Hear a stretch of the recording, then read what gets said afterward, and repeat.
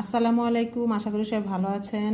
সেই ভাইরাল সিদ্ধ রেসিপি যা কিনা জয়া আহসানকে দেখে বাংলাদেশের অর্ধেক মানুষ অনুপ্রাণিত হয়ে গেছে, আমিও আজকে ট্রাই করলাম।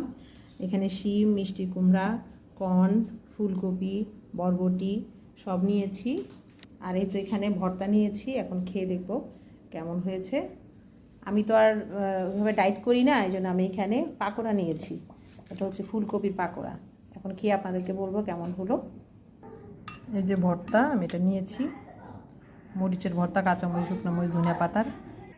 এই যে ভর্তা দিয়ে নিলাম। সবাই বলেছিল যে ঢেঁড়সটাই নাকি সবচেয়ে মজা লেগেছে, আমি খেয়ে দেখি। এইটা এখন বরবটি দিয়ে খেয়ে দেখতেছি। হ্যাঁ, আমি বরবটি দিয়েও ট্রাই করলাম, তারপর হচ্ছে ঢেঁড়স দিয়েও ট্রাই করলাম। আসলে অনেক মজা, যারা ডায়েট করতে চান তারা খেতে পারেন। আমার ভর্তাটাও অনেক মজা হয়েছে। এখানে অনেকে মাছ অ্যাড করে, চিংড়ি মাছ, আমি মাছ দিইনি। ধনিয়া পাতা, শুকনো মরিচ, কাঁচামরিচ, রসুন, পেঁয়াজ এগুলো দিয়ে আমি এটা করেছি।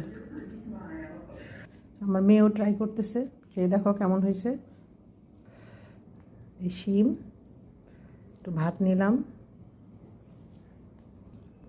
আলহামদুলিল্লাহ, অনেক মজা লাগতেছে। যারা ডায়েট করতে চান তাদের জন্য অনেক ভালো একটা খাবার, ট্রাই করে দেখবেন। এটা আসলে পাহাড়িরা বেশি খায়, তবে আমরা 2-3 দিনের বেশি মনে হয় না আমরা খেতে পারবো। কারণ দেখেন, আমরা সিদ্ধ সবজিও করেছি, আবার এদিক দিয়ে ফুলকপিও ফ্রাই করেছি, তাহলে আমাদের ডায়েট কিভাবে হবে। তো সবাই ভালো থাকবেন, আল্লাহ হাফেজ।